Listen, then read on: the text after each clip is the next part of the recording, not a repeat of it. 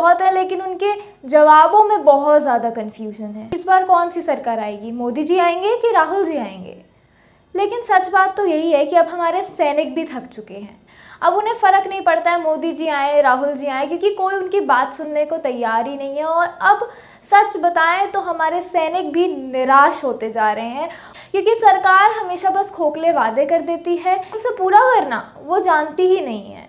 यहाँ पर बात करें अगर अपने रक्षा मंत्री राजनाथ सिंह जी की, तो उन्होंने भी कहा था कि अग्निपथ योजना के अंदर सुधार लाए जाएंगे, जितनी ज़रूरत है उसके अकॉर्डिंग चेंजेस लाए जाएंगे और उस चेंजेस के लिए हमारी सरकार तैयार भी है।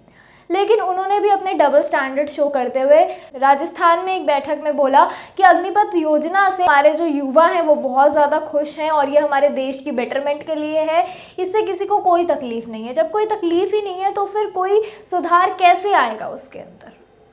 तो अब अग्निवीर योजना रहेगी नहीं रहेगी, उसके अंदर सुधार आएंगे नहीं आएंगे, ये कई सारे सवाल हैं जिनका जवाब हमारे पास नहीं है और शायद तब तक नहीं आएगा जब तक इलेक्शन के रिजल्ट नहीं आ जाते हैं। और आपको क्या लगता है कि अगर इलेक्शन का रिजल्ट आ भी गया तो जैसे राहुल गांधी जी ने कहा था कि अग्निपथ योजना को ही वापस ले लेंगे अगर उनकी सरकार बनी तो आपको क्या लगता है कि क्या होगा? राहुल गांधी जी की सरकार आएगी और अग्निपथ योजना बंद होगी, या फिर बीजेपी की सरकार रहेगी और इसके अंदर कुछ चेंजेस आएंगे, या फिर कुछ काम नहीं होने वाला है, जो चीज़ें जैसी हैं वैसे ही रहने वाली हैं?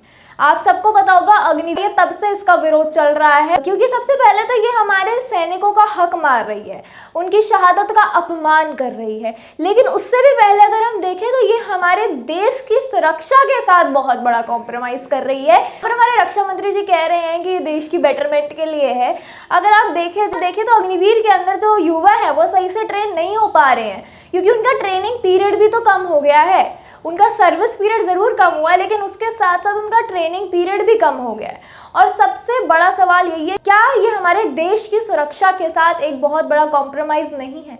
ये खुद में एक बहुत बड़ा सवाल है अग्निपथ योजना को लेकर, लेकिन फिर भी सरकार सुनने के लिए बिल्कुल भी तैयार नहीं है। अग्निपथ योजना देश की सिक्योरिटी के साथ कॉम्प्रोमाइज़ के साथ साथ हमारे जो युवा हैं उनके भविष्य के साथ भी खिलवाड़ कर रही है, क्योंकि आप लोगों को पता होगा कि जो अग्निपथ में रहने का ये जो टाइम पीरियड है, 4 साल का टाइम पीरियड है कार्यकाल, उसके बाद उनका क्या? अब वो उस टाइम भी युवा हैं, जब वो रिटायर होंगे अग्निवीर से तो अब उनका दिमाग गलत जगह भी चल सकता है, तो अब उनका क्या? आप उन्हें कुछ रिटायरमेंट की राशि दे देंगे, वो बात नहीं है। यहाँ पर बात है कि वो युवा वो क्या करेगा, वो तो बेरोजगार हो गया ना, और जो उसका स्टडी वाला टाइम पीरियड था वो तो निकल गया। अब उसकी उम्र हो गई है शादी वाली, फैमिली वाली, करियर में अपने आप को और स्टैंड करने वाली, लेकिन करियर का बेस तो उसका निकल गया। जो उसका कॉलेज वाला टाइम पीरियड था, जब उसे अपना करियर चूज करना था, तब उसने आर्मी चूज करी, लेकिन होता क्या है वो अग्निवीर में आता है और फिर 4 साल की सर्विस के बाद उसे हटा दिया जाता है। तो अब वो 4 साल की सर्विस के बाद अब वो जो बेरोजगार हो चुका है तो उसका दिमाग उल्टा भी चल सकता है, और अब वो क्या करेगा? अब उसका करियर कहाँ पर है? आप करियर का स्टैंडर्ड देखिए कि अब वो कहाँ पर है, अब वो क्या करे? अब वो पढ़ाई करे, शादी करे, नौकरी ढूंढे, या क्या करे? ये उनके सामने जो है बहुत बड़ी प्रॉब्लम आके खड़ी हो जा रही है, लेकिन सरकार इसके बारे में सोच ही नहीं रही है। सरकार बस अपने बारे में सोच रही है और अपने बारे में ही सोचना चाहती है। आप कैसे देख रहे हैं इस मामले को और आप क्या कहना चाहेंगे सरकार के बारे में, वो मुझे कमेंट सेक्शन में अपनी राय ज़रूर बताइएगा। मैं हूं आपके साथ आपकी पत्रकार नैना शर्मा, फिर से मिलूंगी एक नई वीडियो के साथ। तब तक के लिए बने रहिए मेरे साथ। जय हिंद, जय भारत।